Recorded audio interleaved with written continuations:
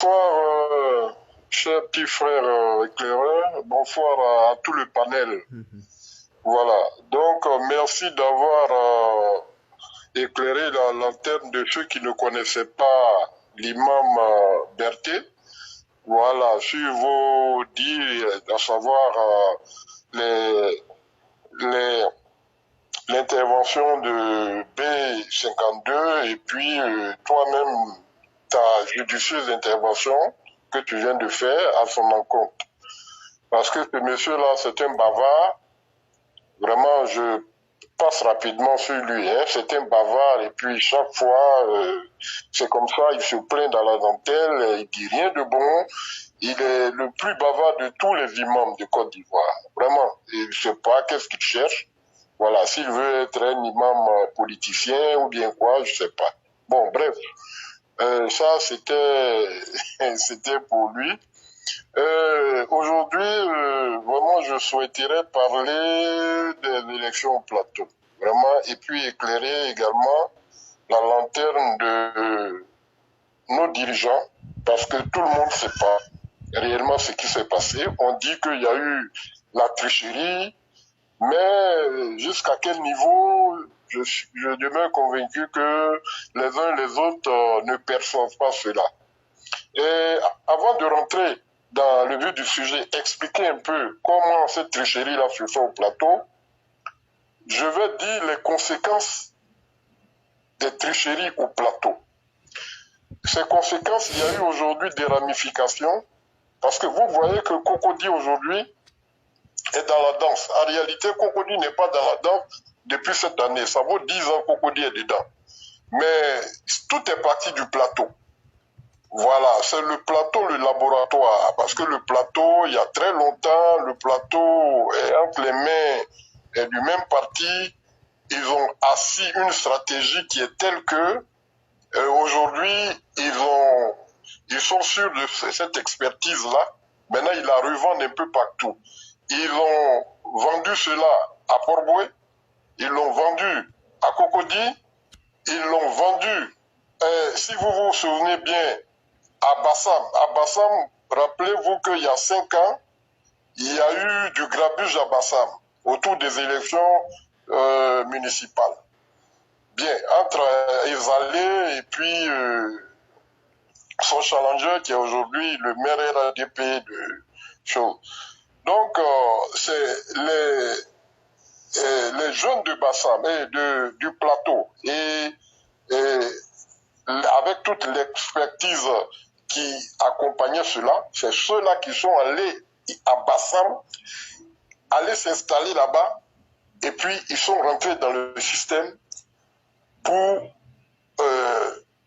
étouffer, pour amplifier cette triche-là. Mais malheureusement pour eux, quand Bassam a eu vent de cela, c'est-à-dire que leurs challengers ont eu vent de cela, eux n'ont rien dit, ils ont attendu. Quand Ezalé a fini de commettre sa bêtise, c'est-à-dire la triche, au tout dernier moment, c'est-à-dire au moment où il voulait proclamer les résultats, maintenant, le challenger est venu avec le décompte d'un secteur qui, eux, ils n'avaient pas encore cerné toute la comptabilité. C'est ce secteur-là qui est venu au dernier moment. Si vous vous rappelez, c'est ce qui s'est passé au Gabon, où la famille Bongo envoie au dernier moment le Wotoboué pour venir. Voilà, c'est comme ça qu'ils ont été vaincus et puis ils ont protesté. Mais malheureusement pour eux, mal les en a pris. Tout le monde était au courant qu'ils avaient triché parce qu'on a même arrêté ceux qui ont quitté le plateau ici pour aller leur donner cette expertise-là. Finalement, c'est comme ça que l'affaire s'est calmée et puis, bon, ils ont accepté la défaite. Mais tout est parti du plateau. Voilà. Et je vous dis aussi, le même plateau, là, je m'adresse au gouverneur, avant de venir d'expliquer un peu comment la triche se passe au plateau, je suis toujours dans les conséquences. Vous voyez, le même plateau, la mairie du plateau, qui est la mairie de loin la plus riche, oui, le budget est de 14 milliards, il n'y a que 7 000 habitants au plateau, Mais le plateau est le lieu de prédilection des nids de voyous, c'est-à-dire la nuit, je vous assure. Dans la nuit, il y a des secteurs au plateau où vous retrouvez toute la délinquance possible. Vous trouvez au plateau des quartiers précaires qui, en fait, la mairie qui a un budget aussi important, en principe, devait envoyer un petit plus dans ces différents quartiers-là pour qu'ils connaissent un peu un bonheur, ne serait-ce qu'un bonheur relatif.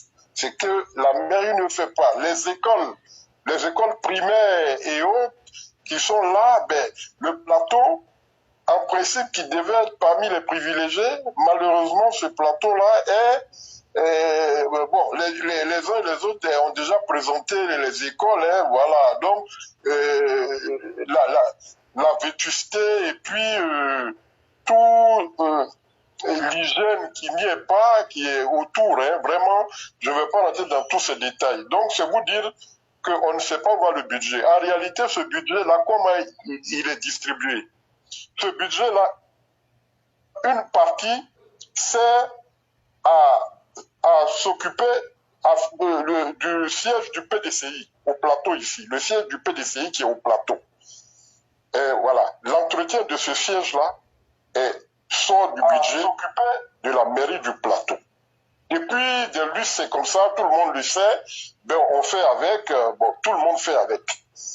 Et les employés qui s'y trouvent sont également pris en compte dans le budget de la mairie. On va plus loin. Le siège à Cocody du PDC, du parti PDCI, toujours, c'est dans une partie du budget de la mairie dont l'argent part pour aller s'occuper de ce siège-là avec les employés qui s'y trouvent. Il y a des hauts responsables du PDCI, donc Gikawe et autres. Je peux vous donner une liste qui touche de 1 million à 1,5 million ici. Et ils émargent sur le budget de la mairie du plateau. Chaque mois? Voilà, ça c'est depuis des années. Chaque mois? Oui, tous les Gikawe et tout ça, oui, oui. Je vous le dis, ça c'est avec cette étude. Moi-même j'ai été conseiller municipal, donc je sais de quoi je vous parle. Voilà. Donc, pour ne citer que ça, parce que si je veux rentrer dans comment une bonne partie du budget est utilisée pour le fonctionnement et puis choses de la mairie, ben voilà, je vais vous faire tomber des nues. C'est pour ça que, voilà, aujourd'hui, c'est pas de ça il s'agit, mais je vous ai donné quelques éléments. Et je vais rentrer maintenant dans les détails un peu par rapport à ce qui s'est passé, les élections qui se sont déroulées. Vous voyez, depuis près de 20 ans, ces gars-là, ils ont, avec l'expérience, avec leur durée,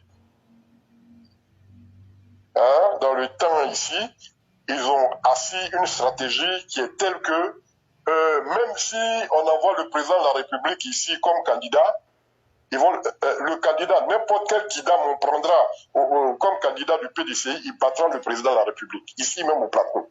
Personne ne peut les affronter. Ça, je vous le dis. C'est simple. Voilà ce qu'ils font. Je vais vous expliquer un peu.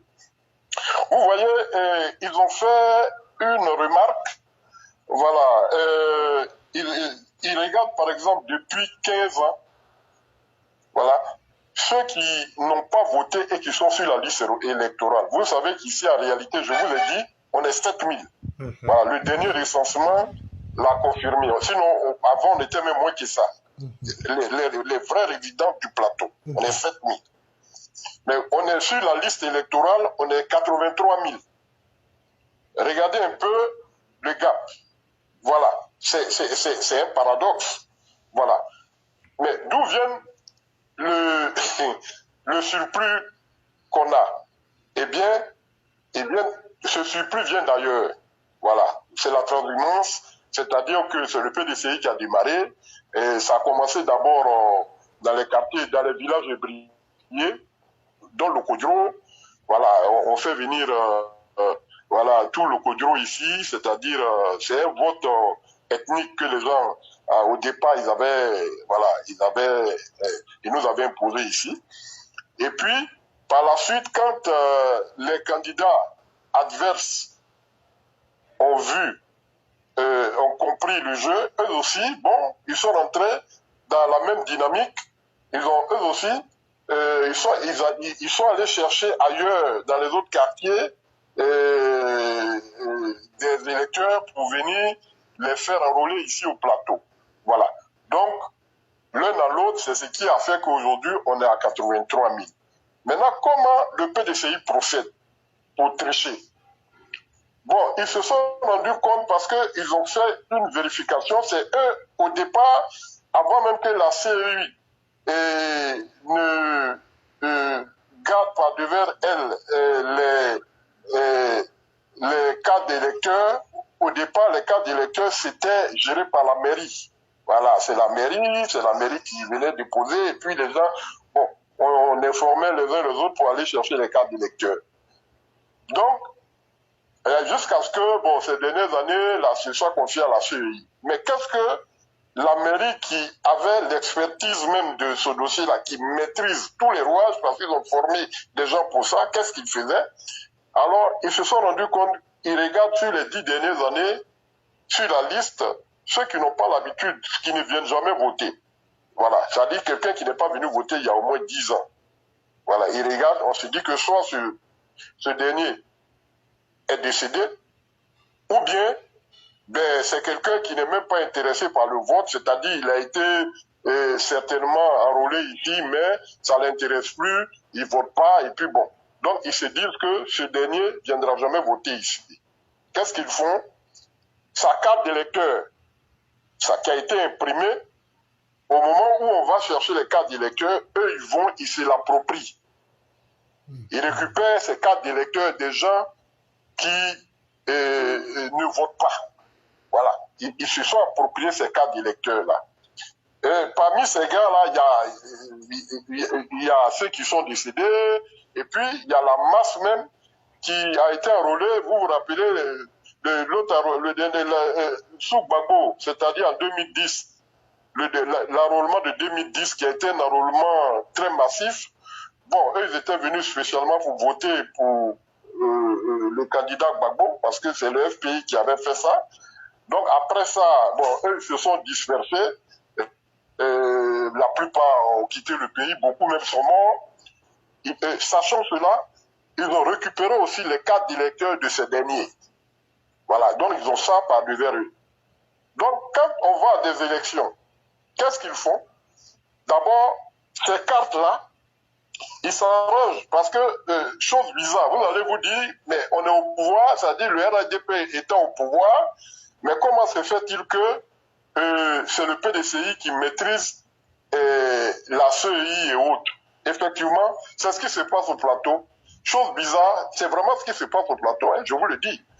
Alors, qu'est-ce qu'ils font? On ne sait pas. C'est le pouvoir de l'argent, tout simplement. Parce que quand on est maire et qu'on a assis sur un tel budget, on a la police à côté, puisque la police, la mairie, c'est elle qui souvent pourvoit la police et autres là en carburant.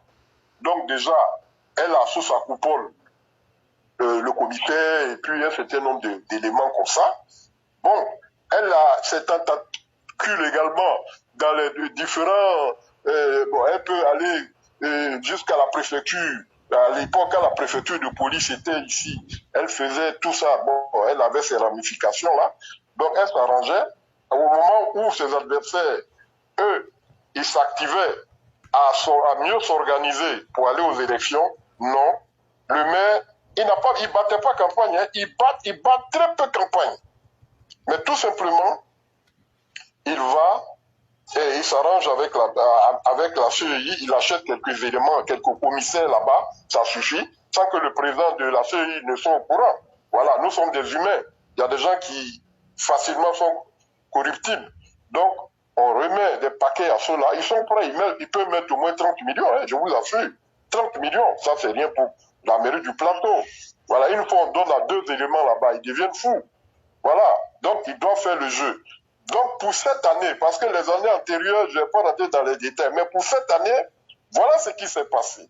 Sur le terrain, quand ils ont fini d'acheter quelques commissaires, les différents bureaux de vote que nous avons, ils se sont arrangés parce qu'ils savent que s'il y a une élection transparente, puisque le maire n'a pas travaillé, il faut reconnaître cette année, les gens ne sont pas contents. Les vrais résidents du plateau ne sont pas contents. Donc, sachant cela, et ils ne comptent pas sur les résidents. Et voilà, ils comptent sur leur technologie. Qu'est-ce qu'ils ont fait automatiquement? Ils se sont dit, bon, puisque eux, ils ont ce sur quoi ils comptent. Voilà, ils n'ont pas battu campagne, hein, comme l'autre l'a fait. Ils sont restés tranquilles. Et puis, le jour J, voilà, les bureaux de vote, la plupart des bureaux de vote ne sont pas ouverts. Et quand ils sont ouverts après, les challengeurs, les principaux challengeurs, c'est-à-dire celui du RADP et celui du PPACI, ben, leurs scrutateurs dans les bureaux de vote n'ont pas leur mandat. Mais par contre, ceux du PDCI ont leur mandat. Donc pendant que les autres courent à chercher leur mandat, alors que les mandats devaient venir les trouver très tôt le matin, c'est-à-dire aux 6 heures, déjà, un commissaire de la CEI doit faire venir les mandats pour que, automatiquement, les uns les autres saisissent et puis rentrent dans les bureaux de vote. Mais curieusement, seul le PDCI a les mandats et les autres n'en ont pas. Alors souvent, eux, ils entrent, ils sont dans la salle, on appelle les gens vont voter, mais sans les scrutateurs des partis adverses. Voilà, ceux-là passent leur temps à se plaindre. Et quand ils informent la police qui est chargée de réguler la sécurité et autres, ben, la police dépassée, et bien très souvent même, la police prend fait et cause, ah oui, pour le maire sortant. Voilà. Et repousse au contraire les plaignants. Et puis, pendant ce temps, des gens entrent et vont voter. Voilà. Et ces gens-là sont choisis sur le tas, ils sont connus. Voilà. Ça s'est fait à la chambre de commerce. Ça s'est fait à RAN, à l'EPP RAN. Bon, comme je sais pas, vous ne connaissez pas la peine que je détaille tout ça, mais dans plusieurs bureaux de vote, c'est ce qui s'est fait. Il y a des bureaux de vote qu'on a ouverts à 16h30. Tout simplement parce que ils ont retiré les affiches quand les femmes d'une certaine communauté arrivent, en général, ou bien les hommes d'une certaine communauté, parce qu'eux, ils ont leur accoutrement, ils viennent en boubou ou bien en chaud, on les reconnaît de loin visiblement. Donc, ils ont posté des gens qui les abordent et puis qui leur disent, bon, vous venez pour voter, ils disent oui. Ah ben non, bon, voilà, il faut voir, donnez-moi votre carte ou bien votre carte d'identité. Ah non, vous, c'est pas ici. C'est ailleurs, ce n'est pas, allez-y de l'autre côté, mais c'est... Non, la personne dit, mais non, mais nous, chaque année, on vote ici. Ah non, cette année, on a changé. Voilà, on a regardé, vous, votre nom n'est pas là. C'est pas la peine. Allez-y. Entre-temps, il n'y a pas d'affiche. Mais par contre, eux, ils ont leurs électeurs fictifs, là, qu'ils font rentrer calmement, qui vont voter. Voilà. Vous voyez? C'est à des choses comme ça, nous avons assisté. On a voté au plateau jusqu'à 22h30. Qui l'eût cru? À 22h30, là où à 17h30 au moins, on devait fermer 18h, on se met à compter. Ici, jusqu'à 22h30. Mais la CEI, moi, j'accuse la CEI parce que j'ai écouté le président de la CEI. Lui-même, il a reconnu tous les méfaits qui ont été faits. Et il y a eu même des interpellations par endroits. Alors, mais quand il a enchaîné pour dire que lui, au plateau, il reconnaît que le plateau, vraiment, il y a eu des faits qui sont de nature à faire annuler une élection. Mais que, au dernier moment, heureusement, eux, ils ont rattrapé, c'est-à-dire vers les 16 heures, bien, c'est pas quelle heure, ils ont rattrapé, et puis pour que le vote se poursuive. Mais non, on ne rattrape pas de la sorte. Quand on a constaté, et lui-même ayant constaté, que des commissions ont été achetées, il a reconnu, il le sait. Alors à partir de ce moment-là, on met un terme à ces élections. Voilà. Donc, c'est ce qui c'est vraiment ce simulacre d'élection qui s'est passé au plateau. Vraiment, je tiens à exprimer notre indignation face à la nation et en même temps à interpeller nos autorités. Il ne sera pas question dans cette affaire parce que vous voyez, nous c'est parce que au RHDP, nous sommes au pouvoir que quand nos femmes voulaient prendre la rue, on leur a dit non, puisqu'on ne permet pas cela. Nous-mêmes, on ne sera pas d'accord que l'opposition prenne la rue d'une manière désinvolte. Nous-mêmes, on n'a pas accepté. Donc, on a dit à nos femmes de se calmer, de ne pas prendre la rue, mais nous allons tout simplement suivre la voie judiciaire et s'adresser à qui de droit pour que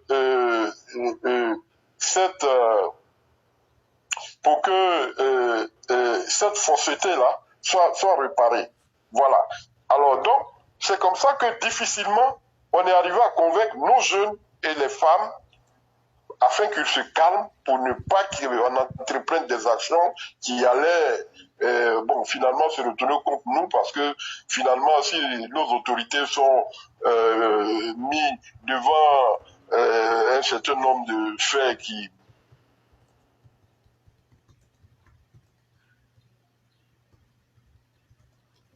finalement nous n'en avons pas. Voilà pourquoi nous avons calmé. Mais entre-temps, nous avons tout simplement souhaité que on a informé certaines personnalités de la situation. Voilà pourquoi nous n'avons pas réagi. Mais par contre, ce que nous demandons aux autorités, c'est de laisser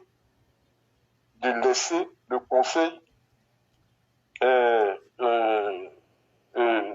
et la CEI faire le boulot afin que vraiment, il ne faut pas qu'il y ait une interférence. Il ne faut pas qu'on dise que, par exemple, il y a le cas Cocody est minime par rapport au cas Plateau. Le cas Plateau, c'est le centre mère de toute la tricherie du PDCI. Si on laisse ainsi le Plateau, parce que tout simplement on dit que non, comme Cocody a fait, au cas où on devait annuler Cocody, il ne faut pas qu'on annule aussi le Plateau, pour ne pas que non.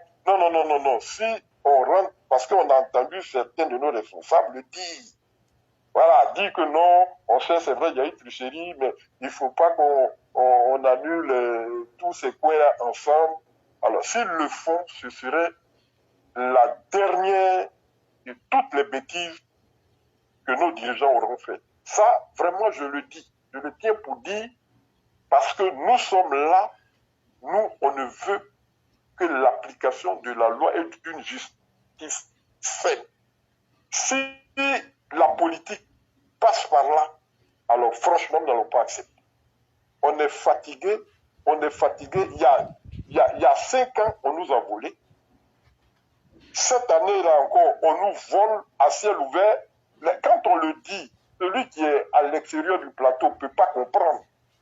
Il ne peut pas comprendre. Quand on dit on vole ici, là, il ne comprend pas. Il se dit, mais c'est encore les mêmes là. Alors, non. La dernière fois, on n'a rien dit. On s'est calmé. Mais maintenant, là, on ne peut pas accepter. Et ils le savent si bien que eux-mêmes, quand on va commencer à démontrer, parce que nous, on a les éléments, hein, on a des éléments qu'il faut. On a déposé. Il y a un recours ici au plateau. On attend que justice soit faite. Vraiment éclaireur.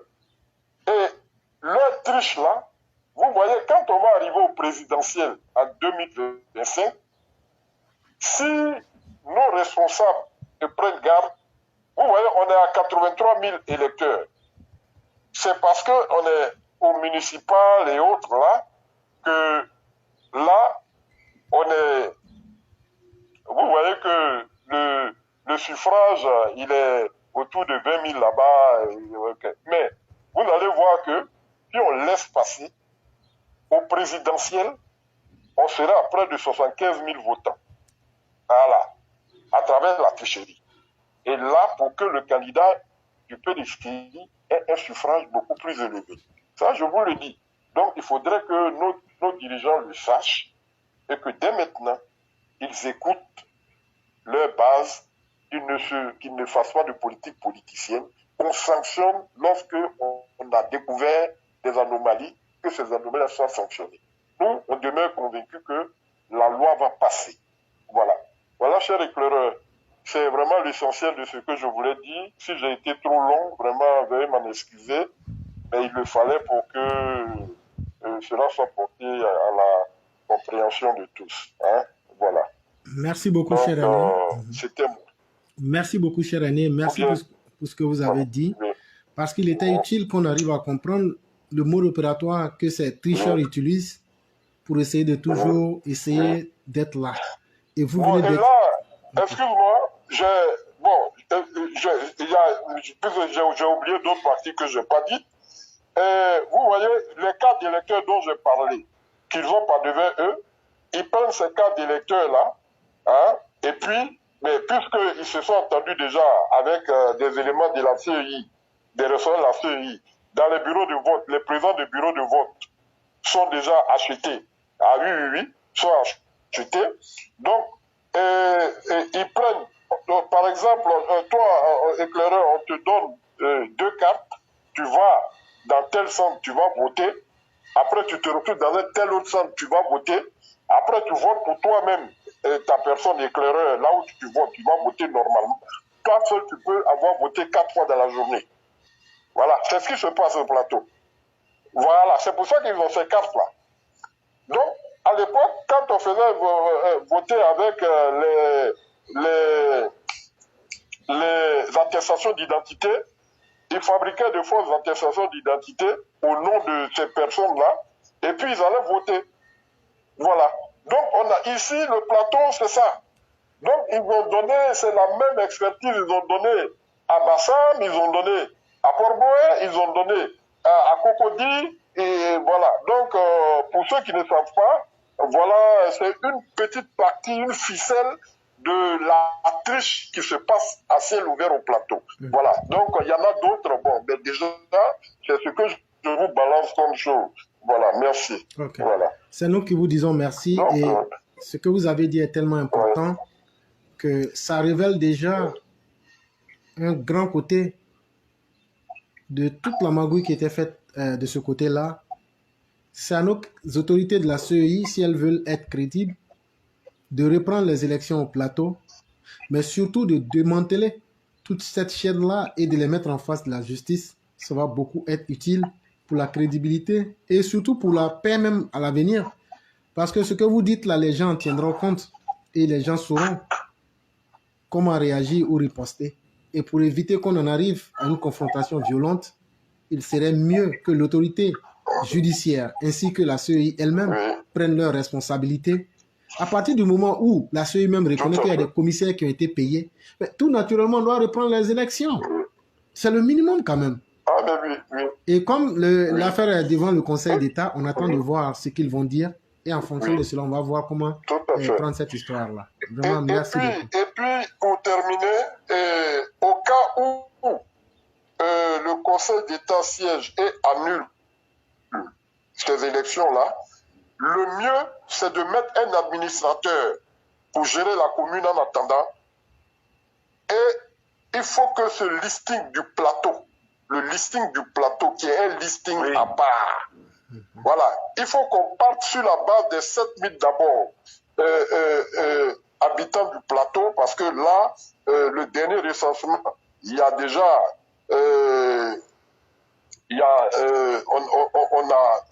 on a cela déjà tracé. Et puis maintenant, on peut mettre un pourcentage, c'est-à-dire il y a des anciens électeurs qui sont répertoriés déjà dans le fichier, qui sont connus parce que, ayant habité le plateau, qui sont allés dans d'autres circonscriptions. Cela, on peut comprendre, mais par contre, le surplus d'éléments qui n'a aucun intérêt sur le plateau, ils viennent, ils ne savent même pas pourquoi ils viennent. Cela, pour les déceler, c'est très facile. C'est très facile. Voilà, donc, il faut se donner du temps, il faut nettoyer un peu cette liste-là, ce listing-là, et puis dans un an et demi, voilà, ça dépend, et qu'on ait aux élections vraiment transparentes pour que chacun profite réellement de sa popularité. Mais sinon, même si on repart demain, c'est les mêmes bêtises qui vont se reproduire. Voilà, et donc la commission électorale sera obligée peut-être de mettre un terme à ça. C'est pour ça que je dis ça. Il faut absolument que la CEI y veille et puis trouve la bonne formule pour que, franchement, le plateau sorte de cette léthargie-là. Okay. Voilà, j'en ai fini maintenant. Okay. Vraiment, merci beaucoup, cher René. Merci pour tout ce que vous avez dit. Et moi aussi, j'ai une très bonne nouvelle que je vous annonce. Oui, merci. Il y a Amon Tano qui vient de se faire virer. Voilà. Et il a été remplacé par Ouattara Vatobana. Ça c'est une très bonne nouvelle pour nous. Ouattara Amon Tano. Oh là là, Marcel. Voilà. Oui, Marcel, oui. Voilà, c'est la nouvelle que je vous donne. Bon. Voilà. Ouais, bon, tu sais, moi c'est mon grand frère. Bon, je sais que c'est vrai, il a déconné. Bon, ça me fait mal. Bon, il a été mon patron aussi. Voilà, voilà, mais voilà, les intérêts du pays et du parti passent avant tout. Voilà. Effectivement. Sinon, bon, là, la nouvelle. Ah bon, oh là là. Marcel Amontano, il n'a que ce qu'il mérite. Ok. Donc, on passe à autre chose.